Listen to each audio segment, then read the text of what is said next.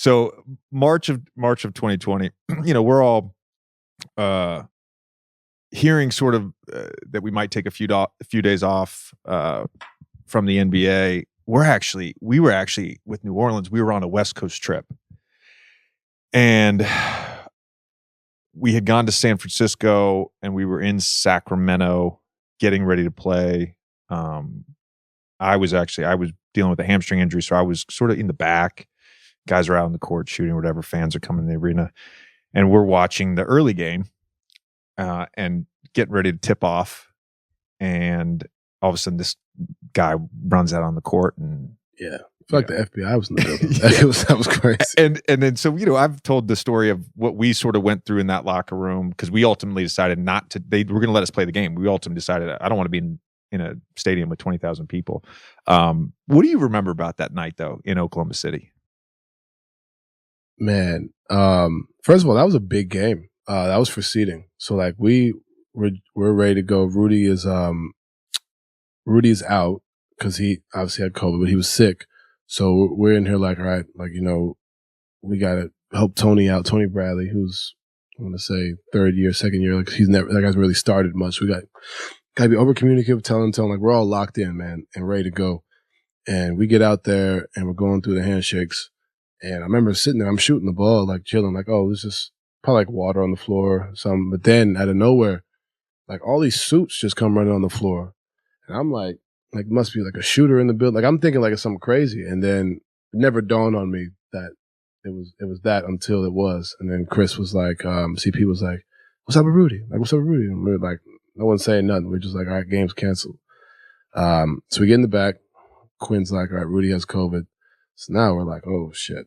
Like, okay. And this is back when we didn't know nothing. Like we didn't know anything. You know what I mean? So we were in the locker room for 9 hours after the game. I'm sorry, what? We were in the locker room for 9 because first of all, the Oklahoma didn't want us like to go anywhere. Right. They didn't want y'all back at a hotel. No, they didn't want us to people weren't wearing masks. This is like when they're telling you to wash your hands. Right. To wash your hands to like happy birthday or whatever, like whatever it is. So we're in the locker room for 9 hours. We get tested. And this was the original test, the one that is all the way up here, like touching up on the skull. Like it was a lot. And it wasn't, I wouldn't say it was panic in the locker room. It was just like, what can we do? Like we're just here. And, CP, thank God, shout out to CP, sent 15 bottles of wine that night. So we had food and then we won. That's the first I'm hearing of this. Yeah. We got drunk. I'm not going to lie to you. We got drunk because we're just like, all right, so there's definitely no game. Like we're not playing for a while.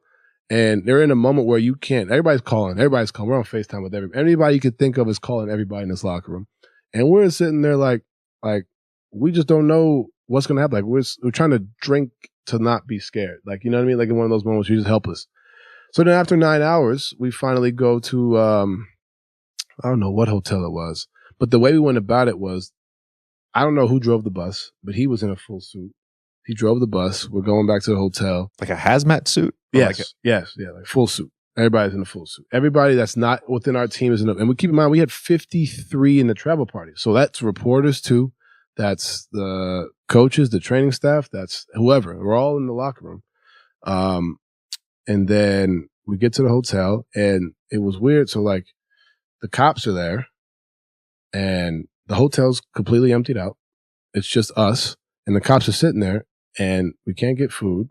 We can't do anything. We're just sitting there and we're going to fly out the next morning. And I'm calling every friend I know that has a private plane. Like, look, just get the players out. Can we get the players out home? And everybody's like, no, we're not doing it. None of us went to sleep.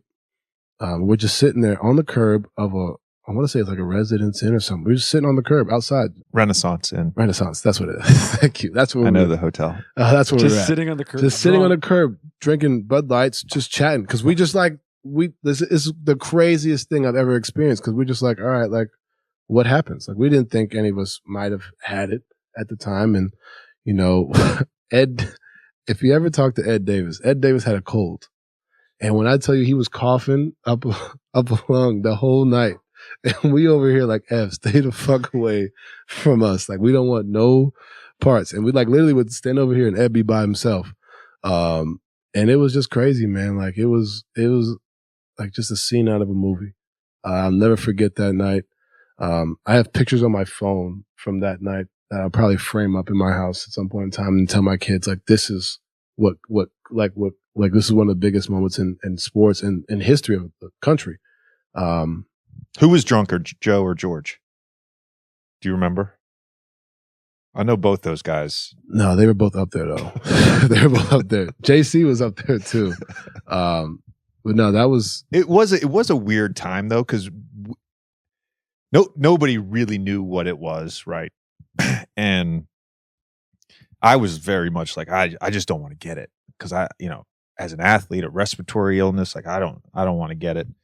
When you tested positive, were you scared shitless?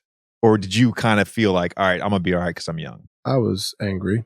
I'm not gonna lie to you. I mean, the report. I would say, out of all the media reports that have ever come out about me, Rudy, and the team, that was probably the most accurate. I was mad. I thought at the time, because we didn't know. I thought because Rudy was around doing whatever, that was the reason I got him. Now we don't know. Like, I could have given it to him without contact. Like whatever it was, we don't know now looking back at it. But at the time, I was like, all right, like, Mom, sis, because we had just left New York. We had the East Coast trips. We did New York, Boston, and somewhere else. And then we came home for a game, and then we went to OKC. So we had just had that trip. So once I found out I had it, I called my mom and sister, like, look, we got to find a way to get you guys, because they're in Connecticut. So Connecticut rules are different than Utah rules. I fly right home. So I don't go back to Utah. I fly right to Connecticut to be with my mom and my sister. And just sitting there. I didn't get any symptoms. I'm sitting there panicking. They shut down the Adidas headquarters because I saw people from Adidas. They shut down the school that I went to because the varsity basketball team came to the game. They shut down the Encore in Boston because I went to the casino to play roulette for like 5 minutes. They shut down a lot of places just because I was around. And that's when I felt like the world was just watching me and Rudy. Like, at one point. And there was an actor who got it too. Tom Hanks. Tom Hanks got the same day as the game got shut down. Yeah. So it was like, I feel like it was like us three. Like, and the world was just like looking at us, like, and I didn't tell anybody I was home. Like, I just was quiet about it. But everybody, when I tell you, everybody was calling me, and I'm just like, I don't know. Like, I don't feel anything. I'm waiting. Shutting down a casino because the Encore in Boston. That's when it just opened. That will never happen again for anything. It's just weird because the NBA was going to shut down at some point. Right. It just happened to be that night, and it happened to be because Rudy tested positive because he wasn't feeling well. Rudy probably wasn't the first NBA player that had it. No. You weren't the second. No. But we just had no idea. We had no idea. As always, thank you for listening to the show. Please subscribe on YouTube, Spotify, Apple, Wondery, wherever you listen to your podcast. We appreciate you guys.